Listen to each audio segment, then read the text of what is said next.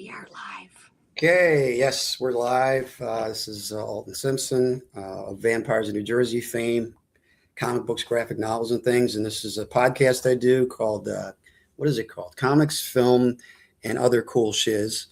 And I'm on Instagram and I see this brilliant writer, actor, director, performer, and I wanted to know more about her. So this is Jeanne. Tell us about what you do. I know you're on the West Coast. I'm on the East Coast. So We're I'm on always opposite curious. ends. Yeah, I'm always curious what's going on out there. I have pitched at American Film Market. So I've been out there a couple times to, do some film stuff. But American Film Market. tell us about what you do and how you got into it, because it all looks, and she's on Instagram, and we'll talk about where you can see her stuff later, but it's very interesting. It's captivating, really. Thank you. Well, I'm a crazy person, which most of us are. I try to do it well. I was born into a family of artists. So I knew I was a painter when I was 2 years old. Wow. I started acting when I was 4 and 5 years old. I started putting on neighborhood plays when I was 7 and 8. I sat down at a typewriter and wrote my first play when I was 10, and was writing songs and poetry at 10 and 11. And went on to earn degrees in philosophy and psychology, even went to master's in philosophy, and realized that I needed to make a movie about Hildegard von Bingen, who's one of the most remarkable people in history. Right. And so I left my master's degree program and moved out to Los Angeles, and here I am. Where did you move from? I moved from Milwaukee, Wisconsin. Oh, wow. Midwest. I'm a Midwesterner. Yeah. Well, and when did you move out to the coast? I moved out to the coast almost exactly 27 years ago to the day in January of 1999. Wow. Okay. Yeah. Cool. Yeah. And when I see your photography on Instagram, it's always very classic. It's like Hollywood classic, reminds me of my favorite black and white films from the 40s, that type of noir look. How does that inspire your work? After I'd made, and even maybe before I shot The Scarapist, I met The Scarapist. I love that. The Scarapist. Yeah. That was my first feature. I love and that. I met a publicist who worked with another friend of mine who's a publicist and who's worked for me, Kim Dixon. She worked also with Jeremy Walker. She and Jeremy worked for an amazing person named Harry Klein of Klein and White. Klein and White was really the first publicity firm in Hollywood to recognize that independent and indie wood films were very worthy of publicity. So the first project that Harry Klein ever did was Sex, Lies, and Videotape. Oh, wow. Yeah. And he ended his career, he bookended his career with the Blair Witch Project, which Jeremy and Kim also worked on. And Jeremy and I met at the Hollywood Roosevelt Hotel by the pool. And I was telling him about The Scarapist, and he said, this is like the new noir. Now, that was to be distinguished from neo-noir, because of course we know neo-noir is really, generally it's a throwback to noir. It often takes place, like Chinatown or LA Confidential takes place in the period of noir, which The Scarapist didn't. The Scarapist is modern, which is what prompted him to dub it the new noir, because he said this kind of takes those elements but brings them into a modern space in a modern time, not intended as a throwback, and kind of throws the psychological back into psychological thrillers. Because when The Scarapist was made and before it came out, a psychological thriller was a movie. By this time, it didn't used to be. Before, psychological thrillers were psychological, Dr. Mabuse and others, but by the time The Scarapist was being shot and preparing for release, psychological thrillers had pretty much become just tamer versions of horror movies that horror fans wouldn't accept as horror, because horror fans had gotten to the point with Eli Roth's hostile that it was almost like snuff films, Yeah. like horror became like a snuff film was like something you didn't even see anymore. A horror Right. film was a snuff film, and a psychological thriller, Yeah. horror without any psychological principles at all. And then the Right. Scarapist comes along and we start shopping it. And you mentioned American Film Market. Right. Alton and I've been to American Film Market a number of times. So we were taking it to American Film Market. We already had a distributor in mind. Their first question was, who are the names? And I said, well, the story's the star. And they rolled their eyes. Yeah. And I said, I want to jam somebody B. Yeah, in there. And they said, well, what's the genre? And I said, well, it's multi-genre. And they rolled their eyes again. Right. And they said, well, who are the leads? And I said, well, it's myself and Katie Culleton from Teachers. And they went, 2 women leads. Oh, come on. And I said, yes. And they were like, we're not going to sell Louise. Now, the irony is that since The Scarapist was released, and since we were getting over 1 million viewing minutes per month on Amazon Prime, and the industry said, maybe there's something to this. Yeah. Because before The Scarapist, you had Thelma and Louise, so you had women doing male character things, or you had David Lynch's Mulholland Drive and Persona, which were art house, not commercial films. Right. So to have a commercial film with 2 female leads was basically, in the minds of a lot of distributors, impossible. Or multi-genre. How do you market multi-genre, especially if there are so-called names in it at that time? Yeah. So now multi-genre is a marketing thing. Now 2 female leads is a marketing thing. And since using the new noir, now you see noir being used for marketing everywhere. And then all of a sudden, these movies like Get Out and Unsane and Split, all of a sudden you saw this explosion of real psychological thrillers. Right. And The Scarapist, I guess I am tooting my horn, but there's something called a calendar. You can't deny it.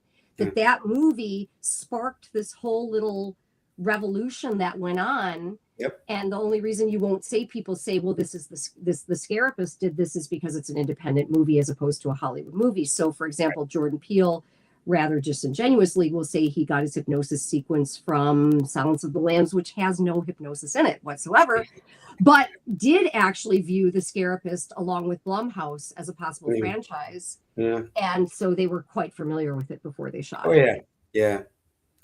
A lot of the inspiration for a lot of popular things comes from indie, and you're right, they don't really want to admit where it came from, but it does, but we know you can kind of tell, and it's interesting too, because now all of a sudden I'm having studios and networks and things knocking on my door, coming to me. Good. Because the challenge is, you can take something and you can utilize it and you can make money from it, but you still need those ideas to come, and that ideas won't come forward unless you pay somebody. That's so I'm apparently at the point now where people are starting to throw money at me, and I'm like, okay, all right, cool, because I can keep doing this. I knew someone who took this idea of mine to make a sort of a mockumentary Battle of the Bands, kind of a low budget independent version of Spinal Tap. And they took it to Sundance, and that was great. And then he got signed to William Morris. Awesome. And then he tried to come up with more ideas, but he didn't have any more mind to take, so he got dropped pretty abruptly. Yeah. That's one of the things that prompted us in Night Rain to have the line, they're dropping more bodies than William Morris Agency. That happens all the time. Yeah, you got to write that in, man. That's cool. Very cool. So all of it. You have to incorporate all of this life, Yeah. Well, that's where real inspiration comes from. There's a kernel of this that it might have happened or kind of happened, or you remember it happened a certain way, or you heard about that. I mean, with Vampires in New Jersey, I would go to this alternative music bar in the 90s, and people would come up to me and say, "Oh yeah, I'm a vampire." And I would say, "Are you really?" And they'd say, "Yes." And then I'd sit down and drink with them all night, and they would tell me about being a vampire, living the vampire lifestyle. And I was sitting there fascinated. I was like, is this a psychosis? Is this something they're going through? What is this?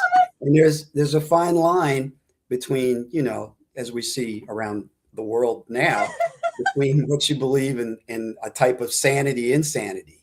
And Well, that's a whole, I mean, we could really spin off an entire series of episodes yeah, just about that, because that is real. I've always had the opposite problem where people come up to me and call me a vampire because I'm so pasty and have dark hair and with my red yeah, lips. I had one server at a restaurant. He was very, very sweet. And I yeah. remember he came over one time and he started adjusting the blinds. And I said, how did you know? Because the sun was getting in my eyes, Yeah, ironically. I said, how did you know? And he just looked at me and said, I know my kind. well, that's good. He's taking care of you. That's a good service. Paying attention. He's not ignoring the customer.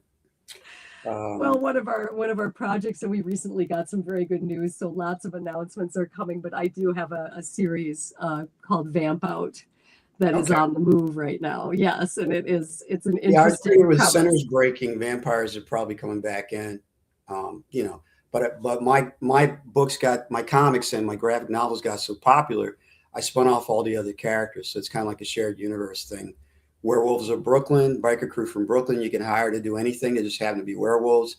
And Witches of Westchester, which is this franchise. like Evil Dead meets The Craft. And I love this. I love that. Yeah. I love that you also are doing the old creature feature. Well, yeah. Like, I love those movies. I grew up. I kind of omitted this when I was telling my story because I was trying to do the condensed version. But my father would watch creature features. Yeah. And we had this summer place. We had a summer place where you could stand. I could like sit on the top step at this landing, and like, because I wasn't supposed to be watching, but I'd be like, ooh, and like he'd watch these scary mummy movies, and I'd be like, oh my god, and I can't believe that's happening and not hear the stairs creak. But I just remember that very well. That creature features were some of the first movies, besides things like Disney, that you would go to see with your parents, that inspired me, and but I wasn't interested. I can create gory, disgusting, horrible things, and I have dreams like that sometimes that are just horrendous. But I just am more interested in, I think, in the psychological, I like stories. I really love stories, and they're really, I mean, being disgusting is a thing, but it's not a story per se. Right. I met Eli Roth, and ironically, yesterday was the anniversary, the first year anniversary of David Lynch's passing. He was my mentor. He was Eli Roth's mentor. And we met at an Independent Film and Television Alliance conference, also known as IFTA, and he was one of the keynote speakers that year. And I got up in front of everybody and I said, well, I'm glad I met you. I said, because your movies are disgusting. And he said, thank you. Yes. And I said, you're right. I said, you're welcome. And I said, but you're really just a nice Jewish boy. And he was like, from Philly. He was telling the story of like his bar mitzvah and everything. And I said, but we have something in common. I said, David Lynch was your mentor as well as mine. And he was like, his eyes got really big. Every time you say David Lynch, I think to almost any filmmaker, it's like, because it's like, whoa. And I said, so I just wondered if there was anything he ever shared with you that, you really, that was like really important to you or that you remember. And he was like, oh, good question. Yeah. And he said, well, right when I was getting ready to make Cabin Fever, he said, David, I went to David and said, do you have any advice? And he said, David's advice was focus on the donut. Don't focus on the hole. The donut is the movie and the hole is all the negative things and dramas that can go on around it or inside of it, but don't focus on that focus. And he said, I couldn't have scripted it better. That was like one of the best David sayings. And I said, it was, because I knew enough about David to know. I worked with a lot of his sound editors, especially on Night Rain. That's why Night Rain doesn't sound like any other movie. Wow. It doesn't sound like any other movie because David, before surround sound, created that enveloping sound before surround sound. So it's kind of a combination of surround and David's own surround system that he created. Wow. Using different speakers to convey that. And only three sound editors in the entire world, besides David, know this system. Wow. So I worked with two of them. Yeah, any sound editor looking at it wouldn't even understand what was done on this movie. They wouldn't get it. They honestly wouldn't understand it because it's how he created way of enveloping before we had that technology. Yeah, it's pretty incredible. I've been very honored, and I actually miss him. I haven't been able to visit the grave at Hollywood Forever yet, but because it's just been too hard for me emotionally. But I'm making like mental plans to go. I'm making mental plans to go. Very inspirational, like right from Twin Peaks right through Blue Velvet. Yeah, I saw that in college. That blew our minds. Do you know how that movie got made? Blue Velvet? Tell me. I know all the stories. I remember Elephant Man. I remember when that came out. I remember the play on Broadway because I was born in Philadelphia. I remember hearing about the play and thinking Philadelphia is a great city too. And then when the movie came out, we all had to see it, and I was like, this guy. My friend David Schreiber graduated from TIFF school at NYU in film, and one of his peers during his BA program, he was friends with Spike Lee. Spike Lee was one of his best friends. He introduced Denzel Washington to Spike Lee. Oh man, that's like introducing De Niro to Scorsese. It's huge. He's an educator. He has made film, but he's a professor. He's a professor of film now, and he's worked at various art colleges. Cool. But yeah, it's pretty cool. Yeah, he was friends with Denzel, and he was friends with Spike Lee. And when Spike Lee was looking for someone to portray I know a guy. X, he's like, I've got somebody, and he took him to a play that Denzel was in, and the rest is history, as they say.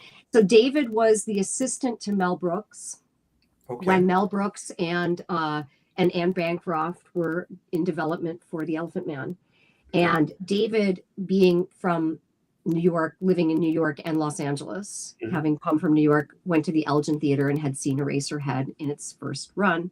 Right. And so when they were seeking a director, and that's why they hired these guys out of film school, because a lot of these guys, Mel Brooks didn't have any idea who David Lynch was. Right. David Schreiber, his assistant, did.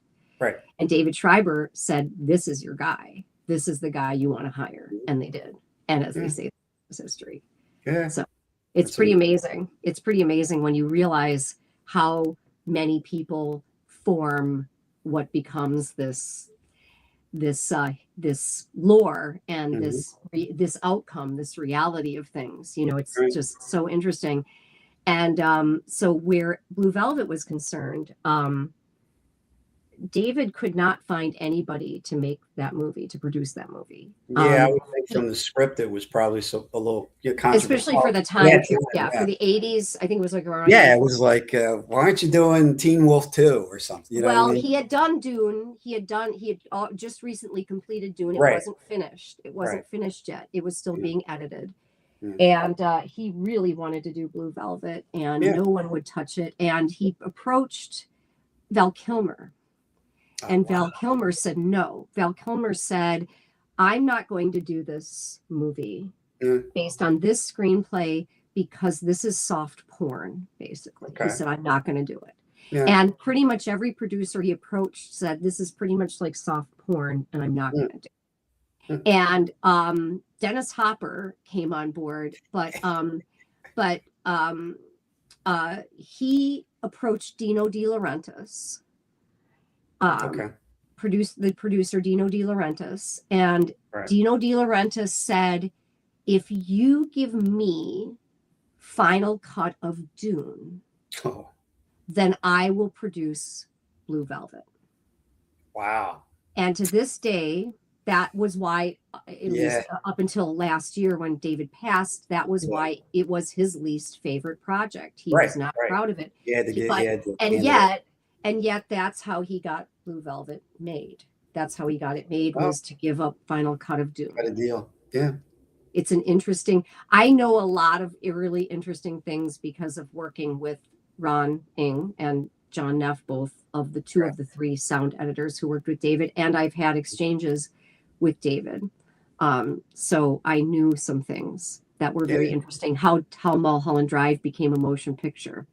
I also know that story. Mulholland Drive became a motion picture. It was originally slated as a series, and someone I actually met. I met the unfortunate assistant whose job it was to call David's office and tell them that the reason that NBC wasn't going to pick it up was because it was too dark.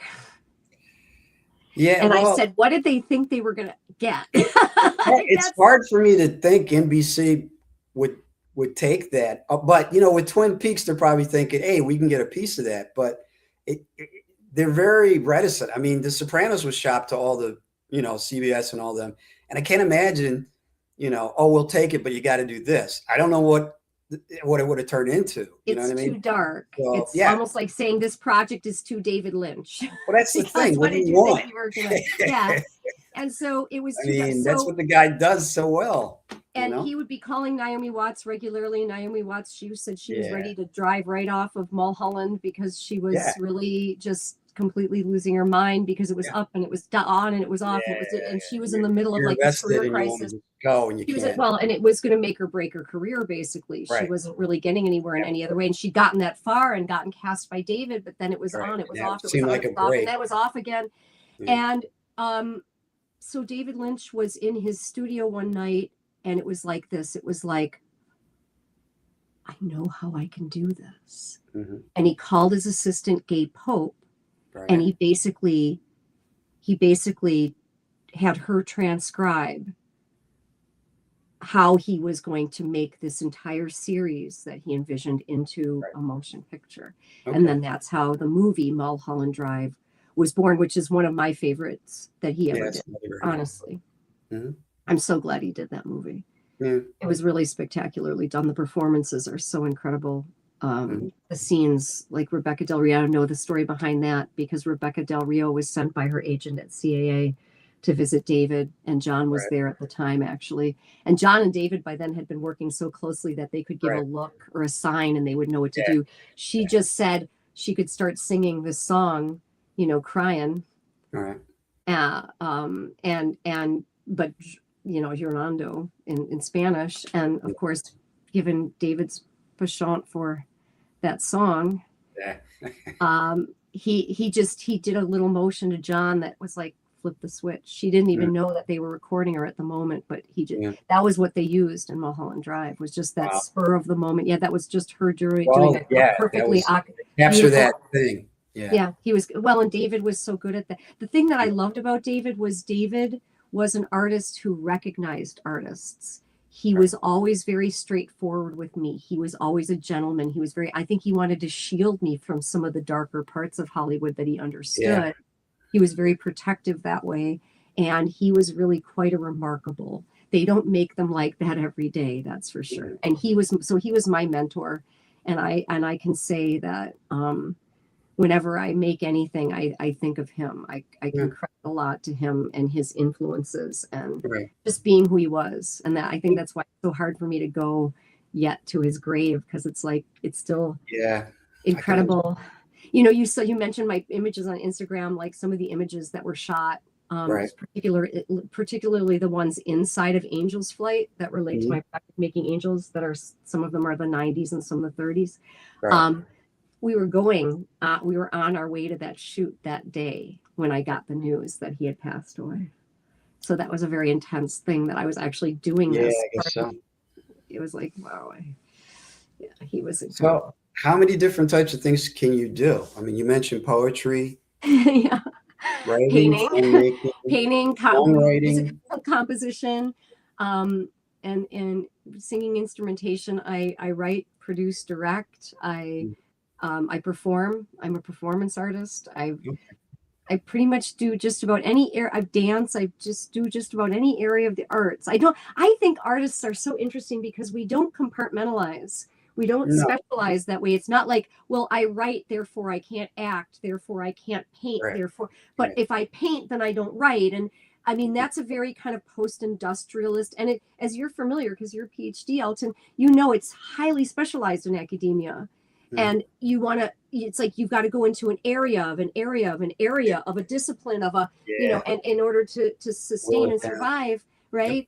And if you work in any kind of really most corporate and industrial fields, it's the same kind of principle. It's like, if you make this widget, you don't touch this little nut over here. You don't go near it, But the arts are very holistic that way. It's like you You can even now, especially with technology, you can do your own projects from start to finish. Pretty much, You know, which you've experienced that. And so it's like interesting because, yeah, I don't really think of like this discipline over here and that and they're so separate.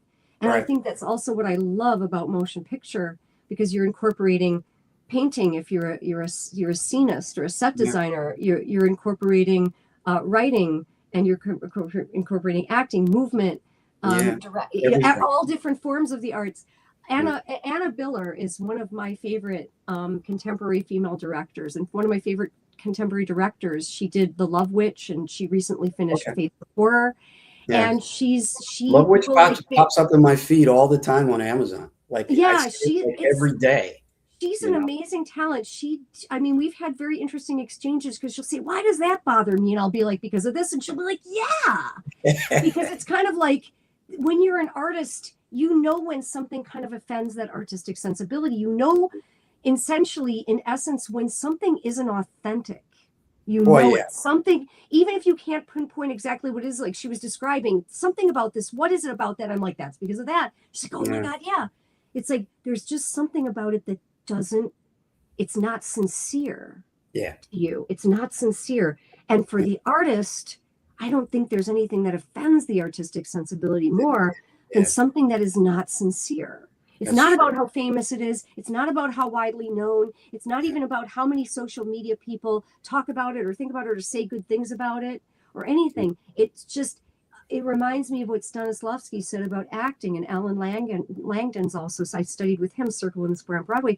It's not about good or bad. It's what's true or not true. Right. That's what matters in the arts. What's true and not true. Feels like it. Yeah. I think that's the issue with AI is I don't feel any authenticity. It's soulless. It's just, and I can see it, like I can see it without even thinking about it now. I know that it's that, you know what I mean? I don't have to say, immediately that something human did not make it, that it's generated, and there's a lack of authenticity about it. And here's the other thing. I work with an attorney. I've known him since he was in law school. So we've known each other a long time, and now he's one of the top 50 copyright trademark attorneys in the country. And he's a partner in one of the 200 largest firms. And we've talked about AI not only creatively. What people are not considering is that the individuals who are responsible, and organizations that are responsible for AI technology, at the present time, copyright applies only to human beings. Right. So you cannot claim copyright if it's AI, but within the next 3 to 5 years, already AI generators, AI companies are trying to bypass that law to try to find a way. So for example, if you, as a movie maker or as a writer or any other form of arts, you decide, this is kind of like Monsanto all over again, you decide that you're even going to have this much be AI generated or driven, that individual can retroactively come along potentially and say, we even own this much of it. You will not have 100% ownership anymore. People don't consider that. They don't realize that the law can deeply affect intellectual property that way. I personally have told people I will not touch it. I will publicly apologize to a couple of YouTube channels that want my movie The Scarapist, but they use AI, and I'm like, sorry, we don't work with AI. We do not. I'm uncomfortable with it. I don't feel it's for me. I think it does have a use in certain instances for certain things, but it shouldn't be the norm, and it shouldn't be, I mean, it's so generic. It's like if everything is run through that everything's going to be bland and not have any personality at all. And then it's generated by the very nature. Next generation sees that, and then they base their belief system and on that, and there's nothing to base it. It's smoke. There's no. Someone told me you could take your table read, for example, and you could have AI actors act it out. And I said, well, first of all, I'm going to stop you, because there's no such thing as an AI actor. And at best, it is a computer or technological generated image of an actor, but an actor is a human. That's an actor. By definition. That right off the bat. Second of all, I'm an actor who loves actors and who loves working with actors, and you're asking me to put all of us out of work now Yeah. So I don't think I'm going to do that. No, sorry. Yeah, I'm the same way with the artists I work with for the graphic novels and things. I just appreciate what they do so much. I could cut costs and just throw out AI art, but it doesn't appeal to me. It doesn't bring And any of why the put stories. ourselves out of work? Why Well, put it ourselves? doesn't bring any of my stories to life the way I No, think they should be brought to life. And no. I'm uncomfortable with the whole thing. Plus, yeah, I don't mind paying for a human being to do that job. And they do it so well, and it's so individualistic, and it's so original that it makes my stuff even more, brilliant. Believable, authentic, and sincere. Yeah. I mean, I always say, And I appreciate that.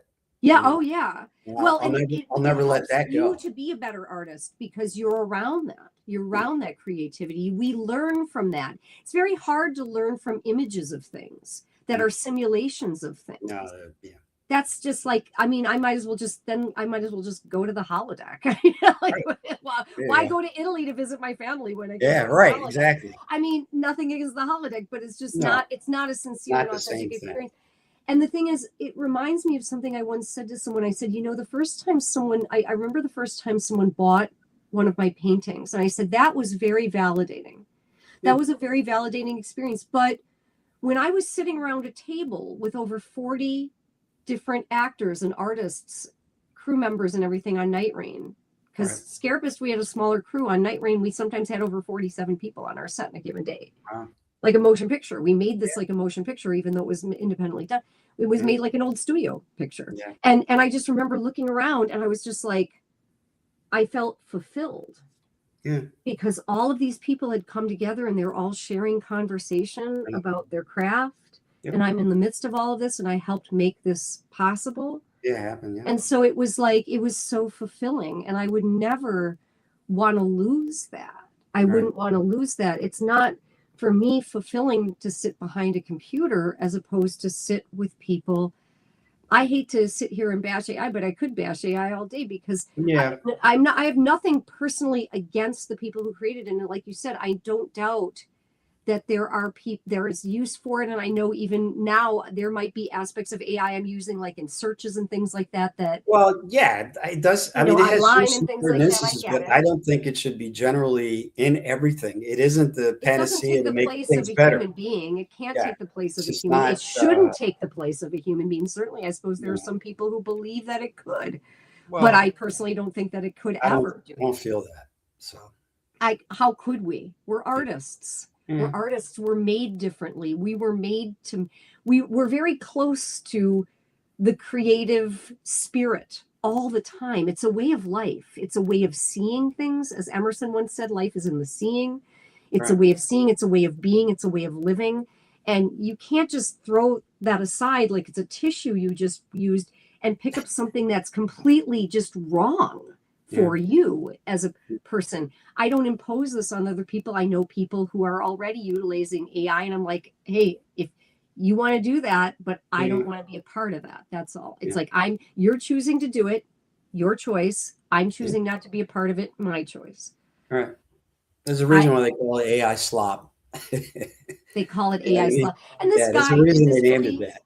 This guy on Reddit did this really cool thing recently where he made this like follow up to The Room kind of idea, like for an HBO special. And it was really cool. And he said he used AI and was playing around with AI. And I was like, hey, there's nothing wrong with that. You had fun with it. But when you start talking about that actually replacing the human people, then I'm checked out. I'm not going to participate in that. No. Yeah, I agree with you. So you've done a lot of different types of projects. Where is the best place to view any of your work or to experience it? I like that question. The absolute best place to view my work, and we're building on that too, is going to be seasonsandamusestudios.com. That is the I want to call it sort of the enacting and distribution arm of my entertainment conglomerate, Seasons and Amuse, because it's actually comprised of 3 different entities into one, Seasons and Amuse Entertainment. But seasonsandamusestudios.com is my own baby. I had this vision that I wanted to create the first fully woman-owned studio in Hollywood. Oh, that's fantastic. With the first fully woman-owned membership streaming platform in Hollywood. Wow. And so we did that, and we launched it out of the Hollywood Roosevelt Hotel. That's funny. I had the same 2022. dream about independent film, It's for very horror, special. for independent horror, and It's a good aspiration. other different types of genres too. But a place where they can express themselves, or you don't have to sell your soul to do this, that, and the other thing to get it out to more people. And it's so not exploitative, because I've had people suggest that it's like, well, have the artists pay this, and I'm like, nope, that kind of exploitation is not for me. I'm sorry. Right. I get it. I get that you can make money doing that, but we call it the Studio Club, because cool. Of course it's an adjunct of this, but it's also named after that famed safe haven that contract actresses like Marilyn Monroe and Linda Darnell and Kim Novak used to live at. Because the idea is that it's a safe place. It's a safe place for artists and a safe place for filmmakers. We're not looking to exploit. Very cool. Very cool. So that's my favorite place to go, because I remember I was talking with Liz Manashil, who is an incredibly talented filmmaker in her own right, and who was hired by Sundance. In fact, they created a position for her in distribution. Wow. And her partner did a survey, which they published in Filmmaker magazine a couple of years back, that basically highlighted the fact that most filmmakers don't even break even. Yeah. The ones who are successful break even. Right. Right. And I told her that we were making about. I said we've gotten over a million viewing minutes per month for The Scarapist. We're getting paid a penny per viewing hour. Yeah. So we were making just about $200 a month from Amazon. And her mouth, she went. And I said, I know, isn't it terrible? And she said, no, because she's got clients at the top echelon from places like Sundance. And she said, that's actually 3 times over the average across an entire 3-month period that other filmmakers I know are making at the highest, independent filmmakers at the highest levels. Yeah. And I said, that makes it even worse. I said, that makes it even worse. So you're telling me on average, filmmakers are making around $15 to $30 a month. That sounds about right. When I started streaming on Amazon in 2016, it seemed like, it was pretty $50, $100, and then they kept talking about it going up. And then, they never went up. No, they started purchasing. They needed the indies to get started. And then they started purchasing, like MGM or whatever. And then it was like, we don't need that. So they kept cutting and cutting. We'll make our own material, and we'll start lowballing. And because I think it's like a penny to 12 cents, but the people making 12 cents are like, the originals, like the Ricardos and stuff like that. So if like you're an independent filmmaker, you're lucky if you're making them a penny per viewing hour, and you can make $200 or whatever, as opposed to 10 cents or whatever. I mean, it's really very sad. That safe space. Yeah, it's really very sad. And then I do remember, because as you were talking about that, I remembered that the end of now I'm trying to remember the company, but physical media, sort of the death of physical media was really, really painful for independent filmmakers, because that could be a really good way of making revenue once upon a time. Yeah, I sold a lot of DVDs. Actually, we had a deal set up with them for The Scarapist, and right before they declared bankruptcy, we were getting ready to, and thank God we hadn't produced all the product, because it would have sat in a warehouse. But we had made a pretty good deal with them, this company for physical media, and then they were buying up all this product at Cannes, and then they tried to get too big too fast and get out of the DVD into theatrical, and then it just all collapsed. Yeah. That was in 2016 that happened. They declared bankruptcy in June, and I wish I could remember their name right now. I can't believe that it's just escaping me. But all right, I'll come back to you. It wasn't Entertainment One. It was along those lines, but they did a lot of independence, and it was a crushing blow in many ways for independent filmmakers, because that was an avenue to recoup your budget much more readily than streaming. And now that just really doesn't exist anymore. No, music's even worse. I know, it's getting harder. I scored my films, and then I also scored commercials, and I released like 150 songs, and I shot a documentary in England, a music documentary actually. Oh, beautiful. One of my songs got picked up by XRP, Oh, independent radio out of Birmingham, England. oh, beautiful. Oh my God. I was Where did like, you shoot it in England? Where were you in England where you shot it? I was at Burton-on-Trent, Oh the yeah. Star and Garter Yeah. bar, club, whatever you want to call it. And Yeah. I said, if you can get all these bands, because they had all these different types of music. They had like a Pink Floyd type, and then like Chili Peppers type, and then electronic DJs, and then all these different, and they were all indies. And I said, well, if you can get everybody in one spot, we'll fly over and film it. So we were there for a week, and we filmed. It's called For the Love of Music. And then I released the soundtrack because a lot of them had never had their music released before. So, and I'm still friends with them. They still want me to. They want me to come back. They're always like, "You got to come over to the pub and drink with us, Alton." You know. There's a woman out of Scotland named Lee Beatty, and her friends organized Ladyfest Glasgow, and it was one of the most well organized music events Yeah. and poetry events and everything that I'd ever done in my life. Kat Bjelland from Babes in Toyland, who often worked with Courtney Love, was there, and she was like, "You remind me of Lydia Lunch," and I was like, "Wow, what a compliment from Kat Bjelland to say you remind me of Lydia Lunch."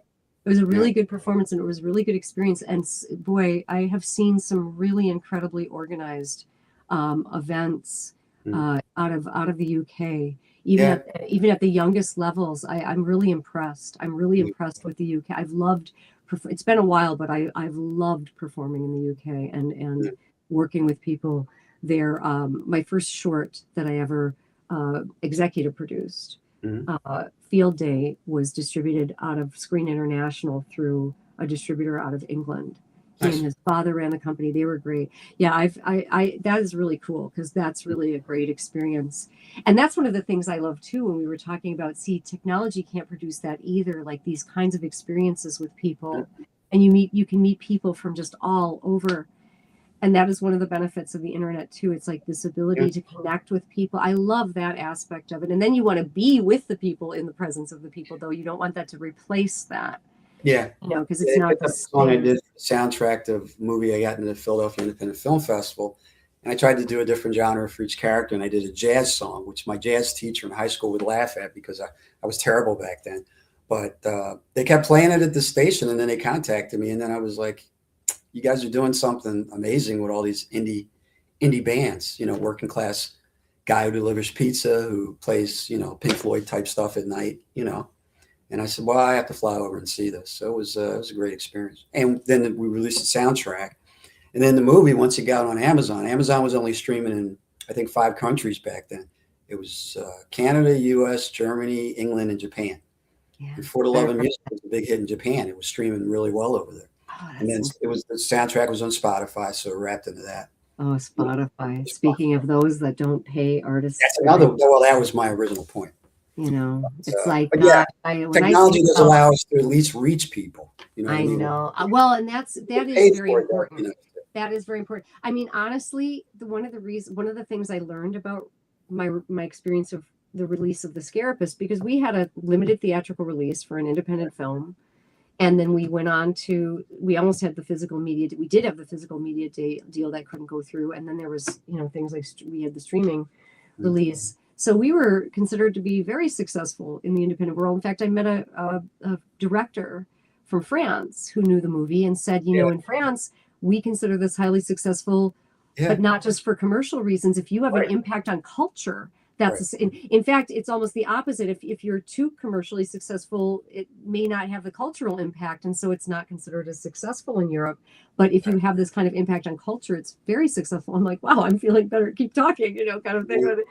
It's like basically from that experience, though, I didn't want to release Night Rain the same way. Part of the reason I didn't want to release Night Rain the same way is because I was very sensitive about the family of Elizabeth Short, some of whom are still alive. Right. And I didn't want to go spreading this all over the internet again and having to relive that. I thought about what that would feel like. And, you know, being someone who's a parent and a relative of people, and, you know, it's something that they kind of just wanted to go away. And I was very sensitive to that. But also, I didn't want the same experience because it really felt to me that basically traditional distribution, while it felt flattering as a filmmaker to have all these people want your project, and it does get your name out there, but it was very exploitative also. And I didn't want to do that to Night Rain. I didn't want to re-exploit Night Rain any more than I wanted to re-exploit Elizabeth Short, better known as the Black Dahlia. So I basically had the idea that's a large part of why the platform was born, was because I wanted to release Night Rain, but I wanted to do it in a very, very respectful way and in a non-exploitative way. And then the challenge is, of course, to drive people to that. And how do you develop the material that drives people to say, I'm going to spend this, money on this and all the extras that go with it and everything. Yeah. But it's something I'm very happy about, and I'm hoping to see more of it. I see more popping up all the time. It's like new streaming platforms made by artists for artists. I'm like, good. Yeah. And I had one company reach out to me and like, we're the first, women streaming platform. I'm like, nope, you're at least the second one, guys. But I love what you're doing. Yeah. I love what you're doing, but no, you're sorry.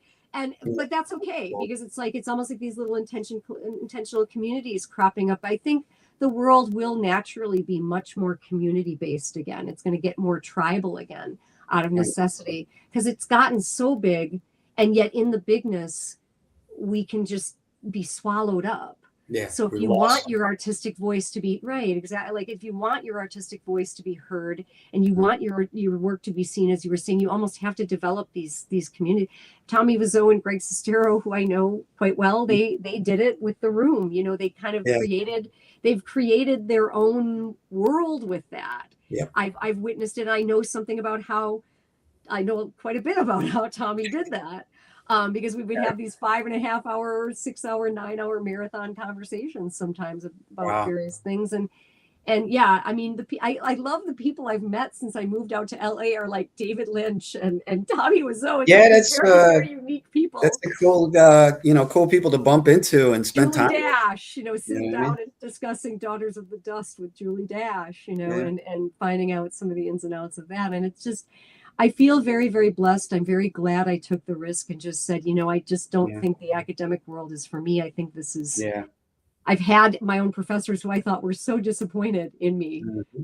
Later on, I'll come back and talk to them. And one of them, my advisor, Fabrizio Mondadori of Mondadori Publishers, the largest publishing house in Europe, when I came back and I was like, oh, I always thought you were disappointed in me. He's like, no, you did the right thing. I was like, well, thanks. Good. Comes to pass, Good to hear. He's like, it was the perfect move, He'll say, I'm in hell. Right thing at the right time.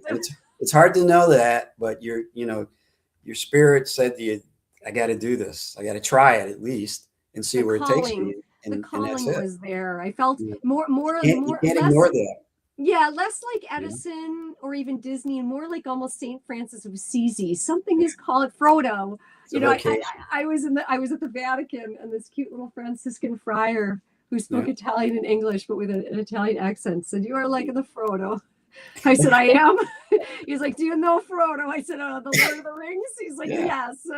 Tolkien was a great Catholic, and he knew Frodo did not want to always go, but you must go. Like the Frodo was like, I'm like, Frodo, I'm gonna cry. It's beautiful. It's also very scary. I'm like, Frodo went through some freaking hell. Nobody wanted to go to Mount Doom, but that's sometimes what the journey is like, and not everyone understands that. They're like, well, you're just doing what you love, aren't you? And I'm like, yes, and sometimes it makes my skin tear off. It's so hard. I mean, there have been times where I'm like, God, take me out. I just can't take it anymore. It's hard. And you're putting all of yourself, you're basically like opening your own covering, and you're exposing it's very vulnerable. And sometimes people say things like, someone wrote about the therapist, like, I'd rather scrape gum off my shoe, or I'd better watch mattress commercials. I'm like, okay. Well, look, once you open up, there's going to be positive and negative. Of course. And I tell artists that like, I love it so much. It's so great. It's when they get upset over it, I say, look, once you put it out there, people are going to have an opinion. And the more it goes out there, the more opinions you're going to have. The bigger, target you are. This is what I do, and I'm going to do it this way, and I'm okay with that. I've been targeted by cyber stalkers and cyber criminals hacking into my credit cards and my websites. Well, I've had, because as soon as you get bigger, it gets easier to hit you. And I had a launch for a Kickstarter one time that I did a live podcast, and somebody stole my feed and was charging people, and my feed was free. And I'm like, who would steal my feed? Because people were like, well, look, I tried to pay for your feed so I could watch it, and I couldn't. My card couldn't go through. I was like, They I was were. like, Oh, that's you don't awful. have to pay for my fee. They were like, well, here's the link. And I went to the link. I'm like, they're selling my podcast. They're lifting your They stole it, podcast, and and yeah, then they're yeah, fleecing it and yeah, taking money for it. Oh my yeah. God. It's crazy. And This, then with my you know, convention, because I and had, thank you for reminding me. This can happen to anybody yeah, in the oh sphere. yeah, Like, it's yeah. not just you or you and somebody Nope. else. It's like They're out there looking for whoever. If you look like you got a little bit of fire going, they're like, oh, that's a target. And oh with my boy. convention, Well, I'll tell well, you, with Vamp Out, my series, we're about to get a lot of fire. yeah, I gotta get ready. yeah, Oh yeah. yeah, I gotta get ready. I feel like Yeah. I'm starting to do a Karate Kid thing here. Wax on, wax off. Right? Like, uh-oh. Yeah. Because I can't really say all the details, but I just Right. got the news, some pretty big news with this Good. today, that I'm like, wow, okay, this is really interesting, because this started out Right. as a project that I was going to shoot fairly low budget, and basically have it go to our streaming platform. That was originally my intention. Yeah. And that's not what's happening. It's Good. getting really, really big. Good. And yet I'm like, okay, you have to kind of let this happen, but you also have to know that, yeah, now you've become an even larger target. Well, yeah. Be prepared. That's just part of it. Yeah. That's just part of it. You just have to deal with it. Yeah. Isn't this fun? It's interesting and challenging, because with my stuff, people wanted to cosplay my characters. And I was like, really? And they were like, yeah, well, I've sold out at like Kevin Smith's store 9 times. I did a signing. I met Kevin. He gives me advice sometimes on what to do. But they were like, we want to be your characters. We're going to have an Alton Simpson day. And I was like, dude, I'm Alton Simpson, and that sounds lame to me. So why don't we just have a Vampires of New Jersey convention? I like it. I like the Vampires of New Jersey convention. I'm going to have to get on board with this and get one of your comics. I'm going to order it. I'm not going to go to a site. We had the first one we had, I wrote about an underground vampire club in Newark, New Jersey in my 5th issue. And 6 months later, I was contacted by an underground vampire club in Newark, New Jersey. It's run by Madam X. She's the head vamp. They live the vampire lifestyle. She's actually married to a werewolf. And they wanted me to have it there. I became friends with them, so I had it there. I didn't know Terrifier 2 had been shot there. So they contacted me, and they're like, can we come to your convention? Because that's where we shot the film, and we can sign stuff for people who like our film. And I was like, well, who turns that down? So that became a thing a couple of years ago. When I first put the convention up, once again, somebody created a Google page with a link to steal my customers who were buying tickets. And I had to tell them, there is no Google link for my tickets. You go directly to the Eventbrite website and buy from there. You don't buy from a Google page. You know, it's just an intuition. It's just an intuition. It's just an intuition. People will tell you, they'll say, they're trying to make a purchase. They'll tell you. Well, it's good that people are vocal so that you can nip these things in the bud. But this is just an intuition. I don't know how this is coming about, but I don't know if you know X and Exene, the music. Yeah. But I don't know why. I think she would like what you're doing. Okay. For some reason. And I just can't help but wonder. They're cool. Something in me said, like, oh my God, a punk vampire opera could come out of this somehow. Yeah. This could be pretty cool. I don't know, but just some intuition tells me reach out to Exene. I don't know why. I've met her, and she's really cool. Seems cool. And I think the band's great. So. Oh yeah, she's amazing, and she was there when real punk was happening. Yeah. I met her through my ex Guy Hoffman, who was the drummer in Violent Femmes, and she's a very real person, and she's really I think, I don't know, for some reason something is clicking. All right. Well, I don't know why. I just reach out to her maybe and see what happens. I don't know. It's just that's what I love about intuition. If a friend of mine once said, that's just an intuition I have. Could you elaborate? He said, no, because it's an intuition. I said, right on. You're right. I don't know where this is coming from. Right. But the beauty of it is you can see where it goes. It's funny you mentioned that, because that is an aspect. The Vampire Club Yeah. That's actually a subject of one of our episodes is a vampire club. So we'll have something. I've got to be careful though, because No, I don't want to there's unduly. plenty of space. We'll talk. We'll be, yeah, because there's place plus, when that comes up, I mean, you have writers' rooms. I've already been getting the idea in my mind. We're working with one of the people I've met with about the project is Doug Petrie from Buffy the Vampire Slayer. Another person we're working with is Barney Cohen from Sabrina the Teenage Witch. Wow. Television shows have writers' room for a reason. You've got to put out a lot of material very quickly, and you have to have a lot of episodes. And I already have this young man in mind named Matt Robinson who makes memes about the room, and they're so funny. They're so hysterically funny and brilliant that I'm like, I think I'd like to bring you in on one of these episodes, because I think, and then there's another guy who's a musician who's written some really cool Tommy Wiseau songs. And I'm like, because do you remember there's something about Mary? There was that whole Jonathan Richman thing. Yeah. I loved that, by the way. I love Jonathan Richman, Modern Lovers. And I was like, I'm seeing some of this, it's like, especially when you're dealing with Hollywood, you're dealing with all of these different people coming from all of these different places, musicians standing on the street, actors walking around, all this stuff. And you can play with that in a really interesting way. It's really fun. Yeah. The premise behind it, because it's already been expressed, that my real life, very unusual love triangle with Tommy Wiseau and Greg Sestero, incorporated into a litigation that I consulted for Tommy, combined with the real Vlad the Impaler and the life of Tommy Wiseau. So all of these things are mashing up together.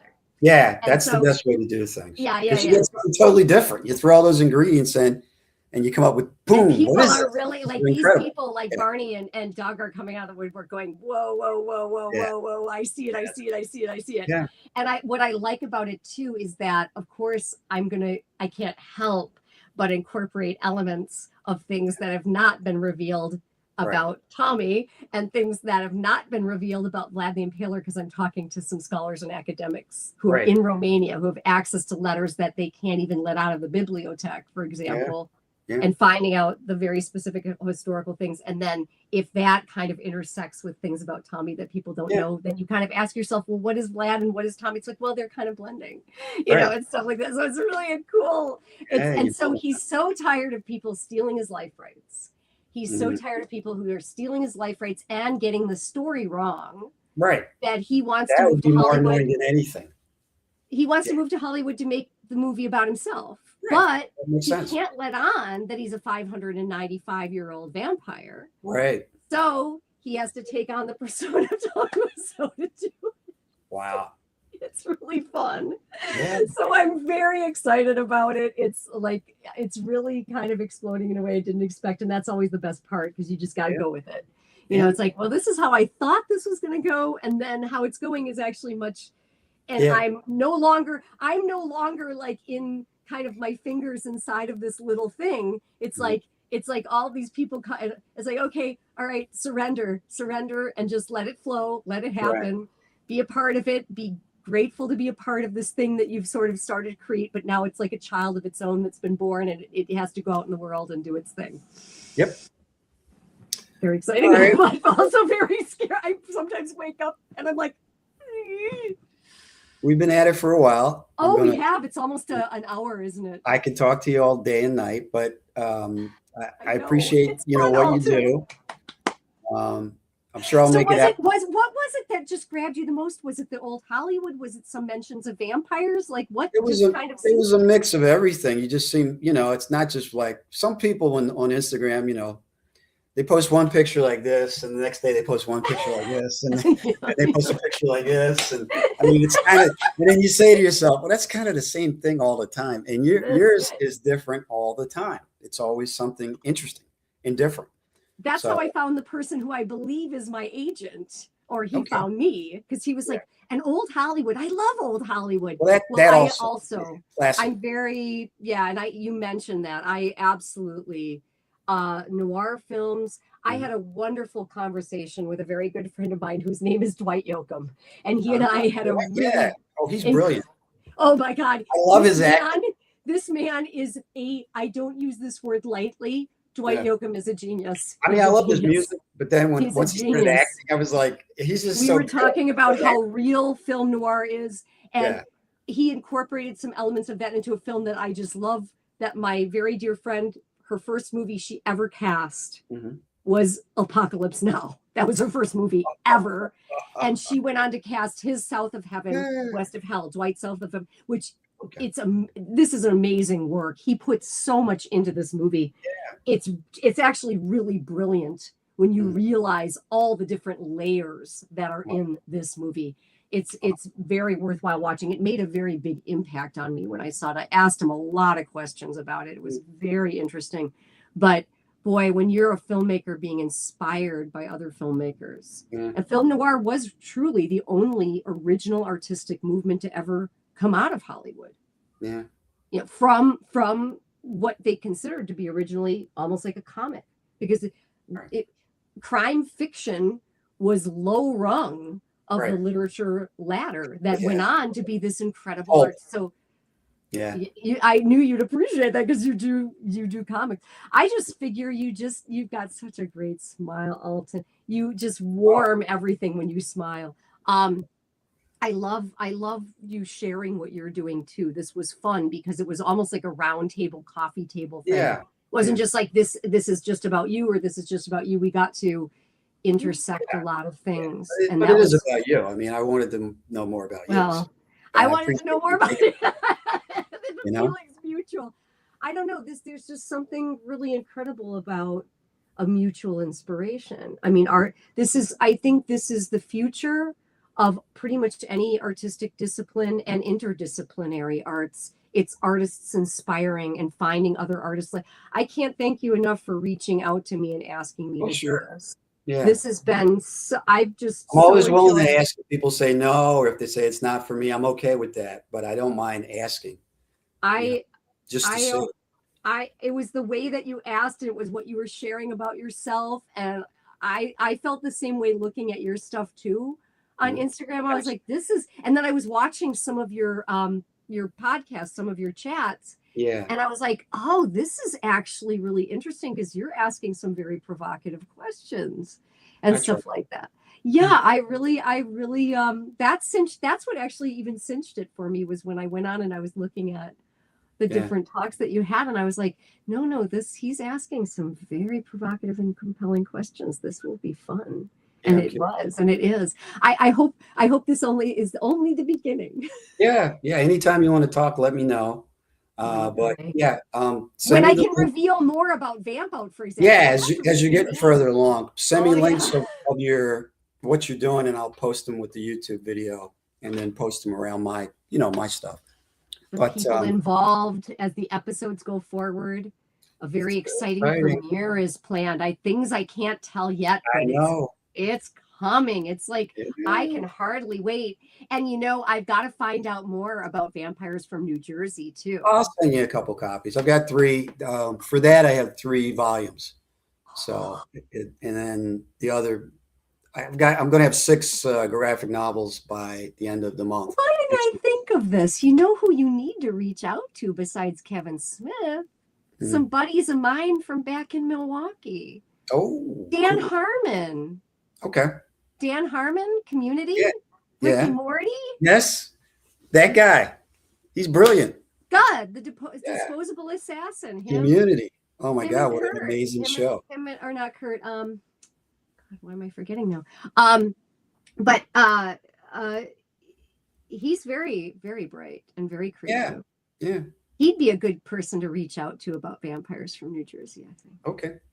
I would do it. I would just do it. I mean, I've literally last year, one of the Sharks, Kevin Harrington, one of the original Sharks people, contacted me, and I flew down to, where was it, in Florida? It wasn't Miami, but I flew down there and I pitched Tampa or Orlando. Yeah. I pitched them, my thing, and the deal wasn't as sweet as I thought it needed to be. to move Good forward. for you to hold But, out. Good for well, you. because it's my IP, and once look, I don't mind selling out, but it's got to be worth it. And it also has to allow me to, create. I mean, when I look at Walking Dead, that was a comic series that had 100 issues. So I knew when that first show came on, if it was a hit, they had plenty to go with. So that's what I've been doing for the last basically 7 years, Good is for you. expanding Good my for you. stories and enriching my characters so that when the break comes, I have plenty to That's work. smart. That you remind me of Antoine Fisher. I don't know if you remember the movie Antoine Fisher. Denzel Washington was in that Yeah. movie too. But the author Antoine Fisher, he was working as a security guard at Sony when that property was becoming hot. Yeah. And people were making offers to him that might have even been easier in a sense, quicker money and whatever. And they were making offers like, we'll just pay you for the idea and then we'll have our writers write it. And he was like, well, I think I can do better than that. I'm a writer myself. And he wrote the screenplay and he ends up getting Denzel Washington on board, and Viola Davis does this spectacular. She's hardly on camera, but she's like unforgettable. And it was very well done, and it had a lot of heart. And I think that was largely because Antoine Fisher stuck with it. That's right. Yeah. And there's a reason why it's good or great. And remember this. You can't just throw that out. Yeah, no, you want to trust your intuition. The best advice I ever got, Rick Rosenthal, who represented Nia Vardalos for my Big Fat Greek Wedding, said, trust your intuition. I thought that was the best advice I ever got from an attorney or anybody else. Trust your intuition. And what occurs to me, Alton, is you can also sell without selling out. Right. That's the thing. Because I think the only real sellout, it's not so much about money or how much money you get. It's whether or not you're still being true to the vision and true to what that, because again, all of these they're separate little beings like children. It's like we're giving birth. Yeah. And you want to be true to that. And we know when it doesn't ring true. Yes, we do. We know even when we don't know specifically what it is, we can say, no, something's off. Something doesn't feel right. With what I've been doing, the only thing I'm amazed at is I've been in sales for corporations, and I've sold many things. I've never sold something where I put it in a store, it sells out. I put 2 in a store, it sells out. I put 3 in a store, it sells out. Every comic I do sells out of every store that I put it in. You want to know someone else you want to reach out to? So to me, I want to be true to that because these people like this for a reason. I'm trying to be consistent. And the audience is. I don't want to lose that consistency and throw out what they like about it. I just that seems wrong to me. You were mentioning about your salespersonship and things selling out, and I've met him personally, and somebody else you might want to reach out to is Bob Circosta. Bob Circosta, who is in Florida, I believe he's still in Florida. He was the man responsible for creating the Home Shopping Network. Yeah, I was thinking of him today. Because and I know the story behind that because I met him. He started out, he had to sell a pen, this pen on the radio. Yeah. And he was like, how am I going to sell a pen on the radio? People can't see it. Yeah. They can't hold it in their hand. Yeah. But he found a way to sell it. They sold out of like some millions of pens on the radio, and thus the Home Shopping Network was born. And he's a billionaire, and he teaches and he does workshops and things like that. But he would be an interesting person to talk with because he appreciates good salespersonship. That was one of the reasons when I met Kevin Smith, I basically went to thank him because somebody had bought one of my books at a convention and then they went home. This happened a lot. That's how I got into stores. A lot of what I've done has been organic. People go home and they say, look, I go to this comic store every week. Real comic people go every Wednesday. It's New Comic Book Day. And they're like, just put it in my store, your next issue, and I'll just go there and get it. And I was like, where's your store? And they said, well, Jay and Silent Bob's. I'm driving up there with my wife and my kid, and I look at her and I'm like, isn't it like, that's like a famous store? Because I never watched Comic Book Man, the store. So she was like, just go up there and talk to him. So I go in and I met Mike from Comic Book Mag. Good partner, by the way. I like the sound of this lady. Right. Well, on. she's just like, what do you got to lose? You know, they say they like her. Go up there and see what they say. And he was like, oh, Kevin loves independent people. He's an indie guy. We're going to take your stuff. We're going to put it right up front. Usually with comics, there's the independent ghetto. They stick in the back, you know, and that's where you go to find your whatever. But they put me right up with Marvel and DC. And then I called like a month later, you know, oh, Mike, how's it going? He's like, oh, dude, all your stuff's gone. We need more. So when Kevin was doing a meet and greet, I said, well, I'll just go out and thank him because they don't have to put me in the store. You know what I mean? And I met him, and I actually had worked with an actor that ended up doing his stop motion for his Jay and Silent Bob. Oh, that's cool. Guy. His name is Joe Garifo.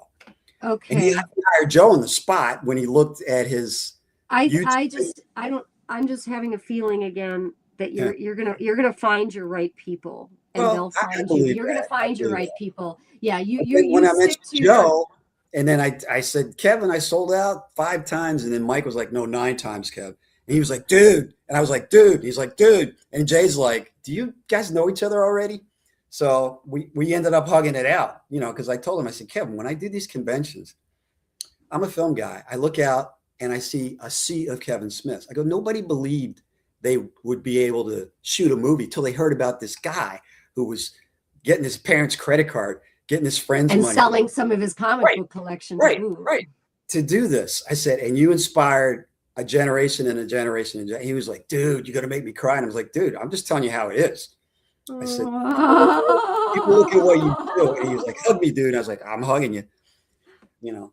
That's the best. So, I love Dogma, by the way. I can't wait till he gets to ready because I know he has it and is going to talk about it. Guy, he's genuine. And me selling out at the store is like one of the highlights of what I've been able to do. Most of the real artists are. He treated me like a king at the signing. It was crazy.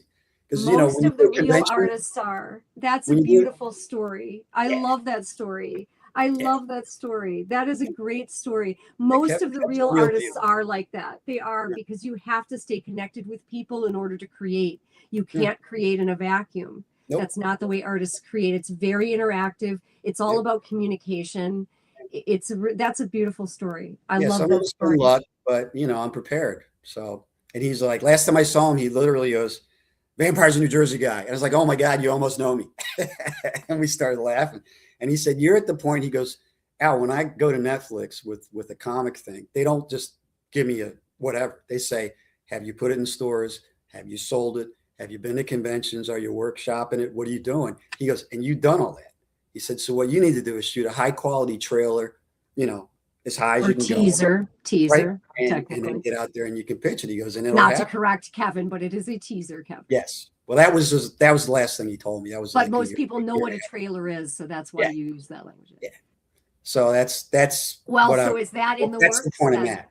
Is that where you are now? That's pretty exciting. I shot 4 movies myself and 10 or 15 short films, and then I stopped 10 years ago, and now I'm circling back around because Vampires was a script. I write everything as scripts.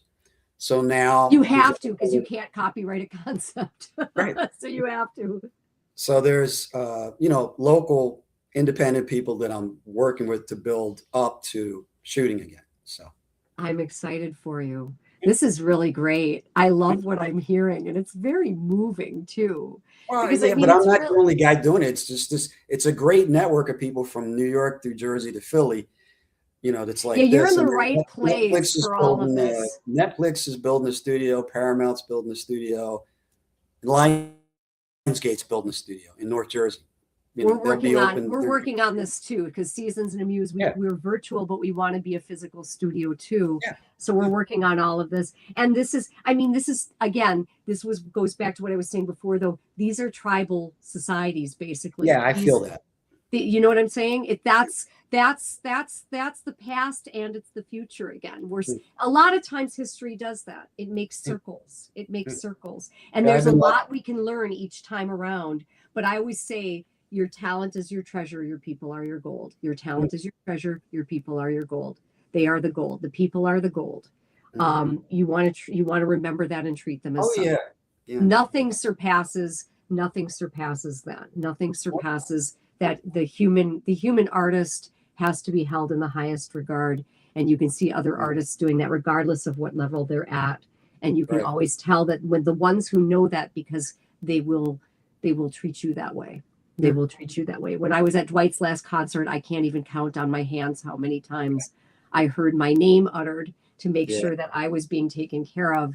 And it was like, oh my Lord, this is just beautiful. And so as you describe the story, I could just cry because I really do like Kevin Smith's work. I especially like Dogma. Dogma.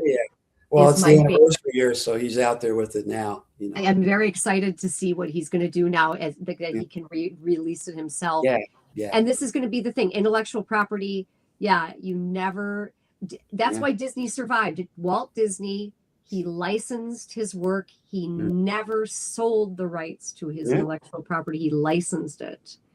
And that's why Disney survived, where even MGM didn't survive, and RKO didn't survive, and because the intellectual property, and it isn't just about it's not so much about possession. It's more like stewardship. It's more like parenting. It's more like seeing the vision through, seeing it through, and keep maintaining that heartbeat. It's got to have a heartbeat for people to connect with it.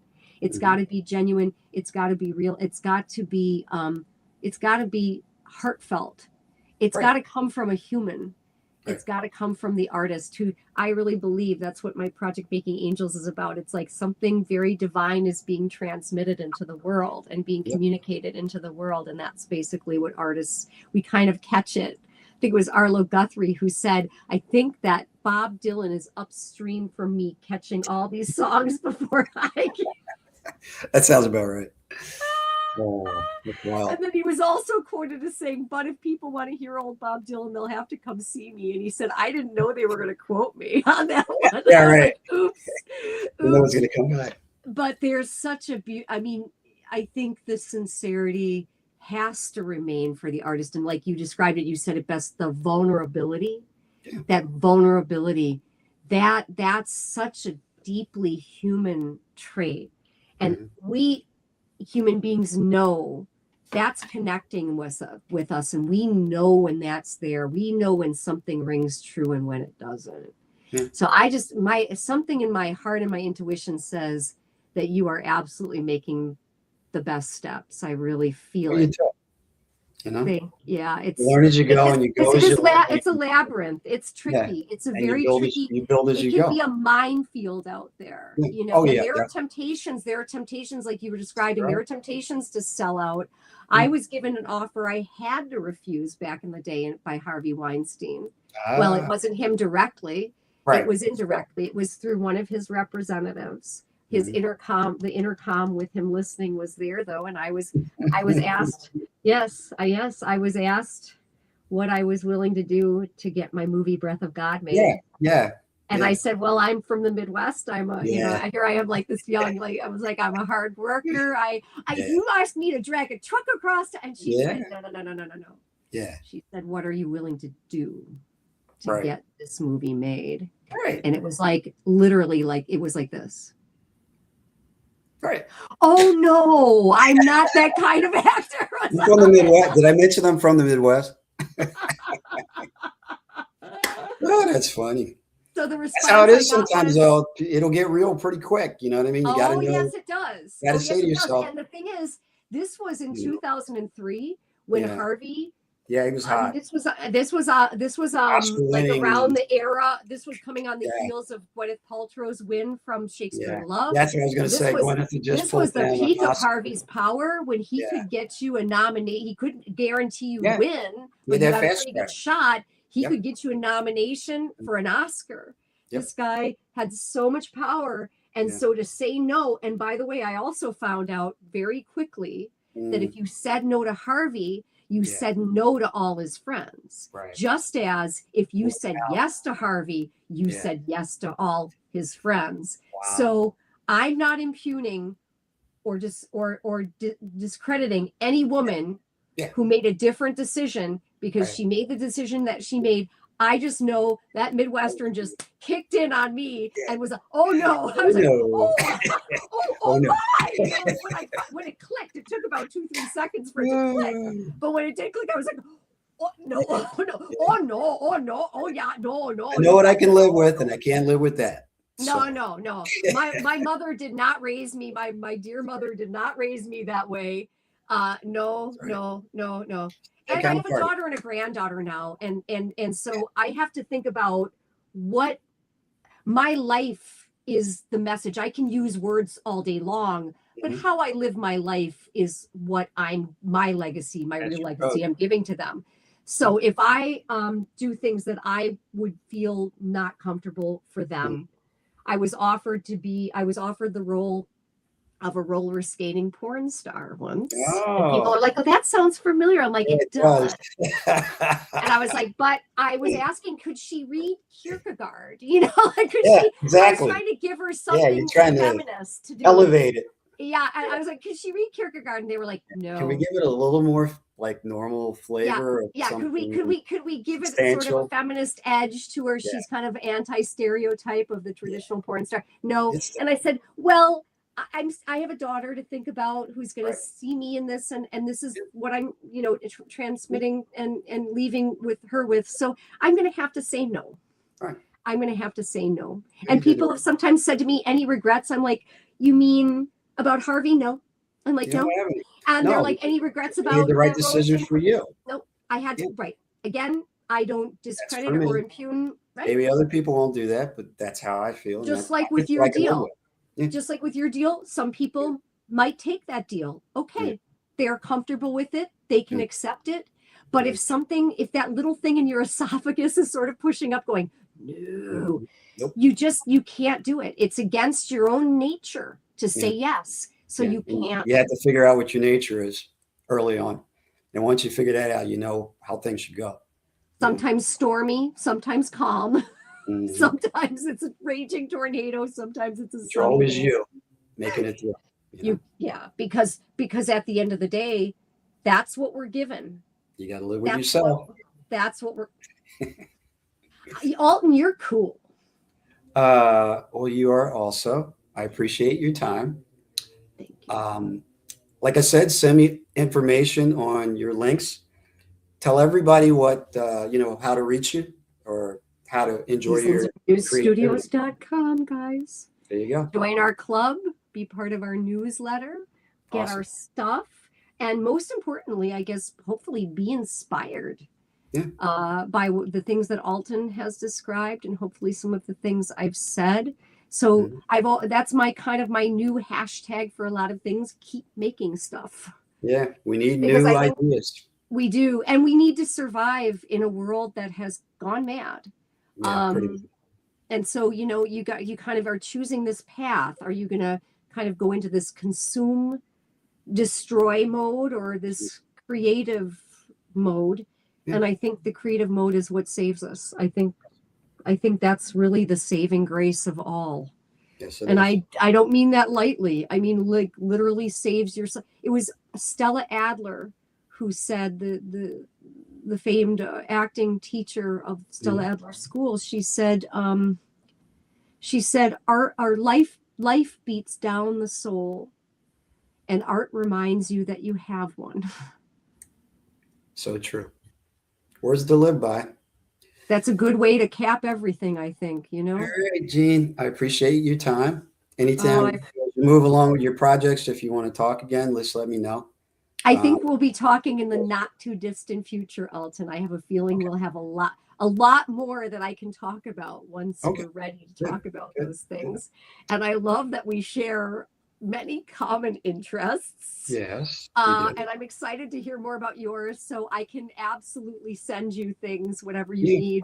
We'll be in touch with each other. And for everybody who has listened and will listen, yes, keep making stuff. Listen to Alton. He's a very profound and provocative person to be talking with. Yes. Yes, he has some things to say. So I'm very excited to hear more from him. And yes, especially thank you, Alton, thank you for being vulnerable and reaching out and risking a yes or a no Yeah. I'm glad I said yes. Well, you seem super cool, and now I know you are. So, And you appreciate it. All right. So good luck with your projects. Tell me what you can when you can, and we'll do this again when you get a chance. I think we're going to be crossing paths in the near future. I have a very strong sense about it. I do. I'm very happy about it too. I've already got this slight smile, impish little grin going here. It's going to happen. It's good. Yeah, we cross paths with the people clearly we're meant to. It's a beautiful thing. There's a providence going on. Yes, and I just am glad to be a part of it. It's great to be a part of it for as long as we're here. That's we'll right. Keep making stuff and sharing making stuff. So I'm excited, and I'm excited to hear more about your stuff as well. And we'll just keep going. God willing. All right, everybody. Keep making stuff out there, do creative stuff, have fun, try and enjoy life, make the world a better place. That's all we can ask for. All right. Thank you, Jeanne. Thank you, Alton. Thank you.